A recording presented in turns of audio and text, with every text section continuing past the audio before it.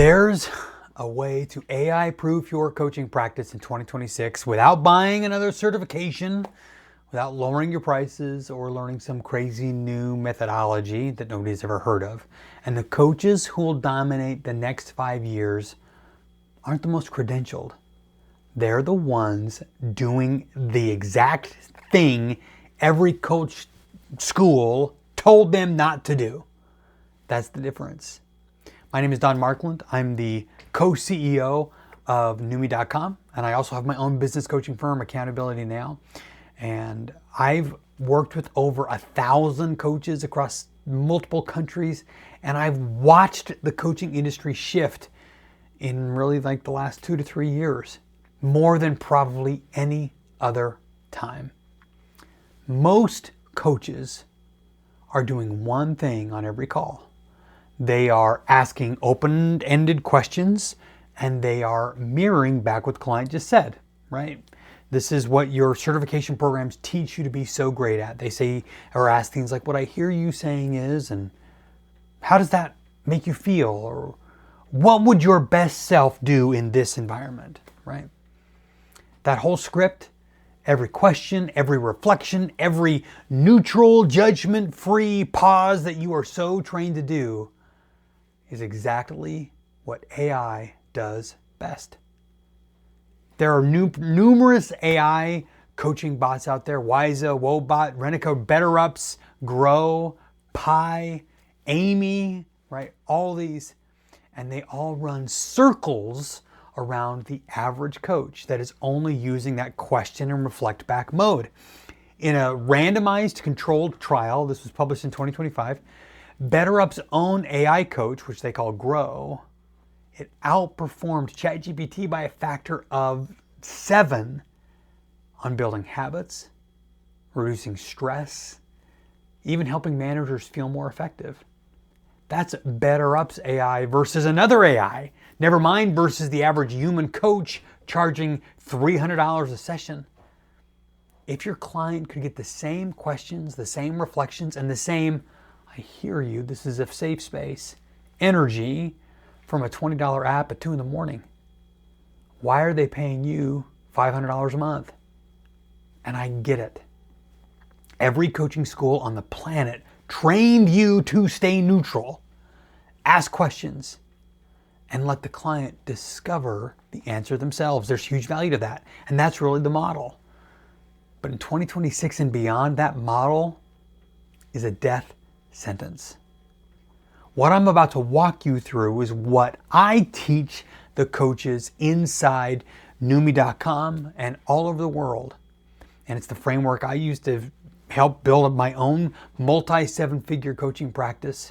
And I've watched numerous coaches explode when they follow these pieces.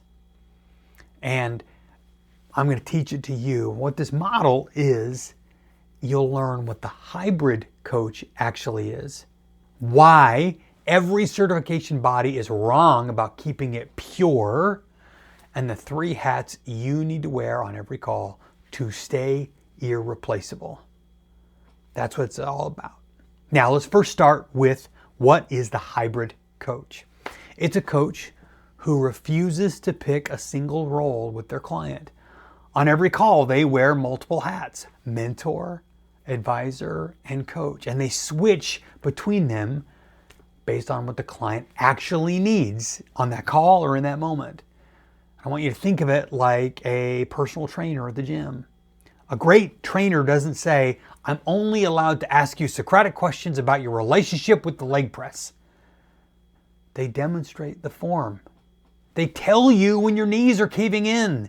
They share what worked for them or with other clients when maybe they tore their rotator cuff or whatever it is. And yes, they ask questions when you need to figure out why you keep skipping leg day. They use whatever tool the moment calls for. And that's why people pay them. Even though every workout is available online for free. And here's the thing every certification body or mill won't tell you. The line between coach, mentor, advisor, it only matters to 2 groups. Coaching certification companies that need to sell tiered programs, and coaches who like the safety of staying in one lane. Your client doesn't know the difference. To be honest, your client doesn't care about the difference. Your client wants their problems solved. When someone pays you $2,000 a month, they're not paying for category purity. They're paying for outcomes. Now, again, I want you to really hear this. Your client pays for outcomes, not orthodoxy. So let's break down really the 3 hats that you need to wear as a coach on every call. Hat number 1 is the coach hat. And you should be really comfortable in this. This is when you ask questions to help the client see something they couldn't see on their own. Like, for example, if you're working with, like a business owner or a founder, and they say that their sales are down because of the market, or they're blaming leads, or they're blaming Google, you can ask multiple questions to help the person realize maybe it was because they had a sales rep that was struggling, or they were taking an easy blame rather than forcing, the hard decisions in front of them. You can unlock it through questioning, and it's a powerful part of coaching. Questions work when the client already has the answer buried under emotion or ego or noise or whatever. You already know this. The right question removes the noise. So use the coach hat when the client is stuck in their head, not stuck for information. You can ask those great questions that you learn in practitioner school to help you do this. Now, before I move to the other hats, something I really want you to be wary of. This hat that you feel safest in is also the hat that AI is best at, which means if you only wear this hat, you turned yourself into a chatbot with a lot more expensive pricing. Now, hat number 2, the mentor. The mentor hat is when you share a piece of your own lived experience that compresses your client's learning curve. It speeds it up. So, for example, I remember when I was building Accountability Now, I almost signed this $5,000 contract with this agency that promised high ticket appointments, right? Everything was too good to be true. And I have a mentor and good friend named Bill, and I was chatting with him about it. And Bill walked me through his experience using similar strategies. And I remember he told me one word. He said, run. He'd been burned by the same kind of outfit twice, and that story saved me so much money and so much time and so much energy. When my coaching clients are about to step into similar traps, I share Bill's story. Right? I share stories I have from other people. Stories transfer pattern recognition without forcing the client to live through the pattern. A 2025 study of over 200 coaching professionals confirm that AI tools are powerful for self-reflection and skill building, but the relational, contextual wisdom, the right story at the right time, remains human-driven. AI can summarize a million stories, but it can't tell you the one that matches your situation right now. So use the mentor hat when your client is about to make a mistake. Maybe you've already experienced, and engage with them as this mentor to help them avoid traps. Now let's talk about hat number 3, the advisor. This is when you give direct, named, specific recommendations, not what do you think. It's a little more clearly. Things like, here's what I would do in that situation and here's why. And I've done this many times in my practice where I work with business owners and walk them through exactly how I would handle a situation and why I do that.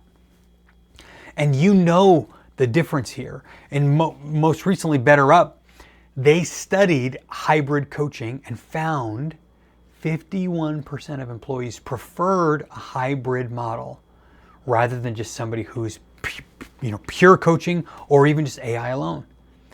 People hire experts because they want a verdict. The fastest path from confused to clear is a confident, do this, go after that. So use the advisor hat when the client has plenty of information and he's using more questions to avoid action. You can do that. Now, the point of the 3 hats isn't to pick one. It's to switch between them on the fly, based on what the moment and your client demands. Coaches who only wear one hat are the ones AI is going to eat first. Now, you could be thinking, but Don, if I give my client direct advice, I'm violating my ICF certification or my coaching code of ethics. And here's why that is not real. The ICF code governs what you call coaching inside a specific session structure. It does not stop you from being a hybrid practitioner, an advisor, or a consultant who happens to also coach. Most of the highest paid coaches I know never describe themselves as an ICF certified coach to their clients. They describe themselves by the outcome they deliver. It's real simple. Now, you might also be thinking, won't I lose authority if I share my own opinion or my own story? It's actually the opposite. User research on these AI life coach market consistently shows that there's one missing piece. The thing AI cannot replicate. It is authentic relationships and lived experiences. Your story is your value. Don't hide behind it. It makes you replaceable. Pure coaching is a luxury position that only made sense when AI couldn't ask Socratic questions. And AI can do that now. Your job is to be the one thing it can't be. A human being who's been there, has opinions, and isn't afraid to say it. My very first coaching client paid me $91 a month for 8 calls. That's like $11 an hour. I have an MBA, I've grown multiple businesses, I've been very successful, and I was still charging fees that my teenage children could make babysitting. And why? Because I understand what value really is. I know that so many times coaching certification companies don't want you to lower your price, don't want you to discount, but I knew it was more important that I just get a transaction and get moving than say I'm going to diminish my value by lowering my price. The only thing that diminishes your value is zero money in the bank account. The day my practice changed was the day I told the client, I'm not going to ask you any more questions. I'm going to tell you what to do. I'm going to start being directive. And I started to raise my prices and be more successful. So here's what I want you to do. 3 simple things. Number 1, on every call this week, name which hat you're wearing out loud. You can tell them, hey, I'm putting on my coaching hat. No, I'm going to put on my advisor hat right now. No, I'm going to be a mentor for just a moment. And it might feel weird at first, but I promise as you start to do that, they'll expect it and they'll value it. Step number 2, for every reoccurring problem your client brings up, identify which hat will move them fastest. If they're stuck in their head, maybe a coach. If they're about to repeat a mistake that you've made, maybe a mentor. If they're stalling, be an advisor. And step number 3, stop calling yourself a life coach or executive coach or business coach. Describe yourself by the outcome that you solve. Say the demographic, the problems that they have, and say the words, I solve that. This separates you from the 200,000 plus coaches the ICF say that are out there competing for clients. Do those 3 things this week and watch within 30 days, your client retention, your pricing power, your differentiation starts to climb. Now, if you want to learn more about how to grow your practice, please, by all means, leave comments below, ask questions, and I'll help everywhere that I can. Or check us out on newme.com, where we'll help you grow your practice one client at a time.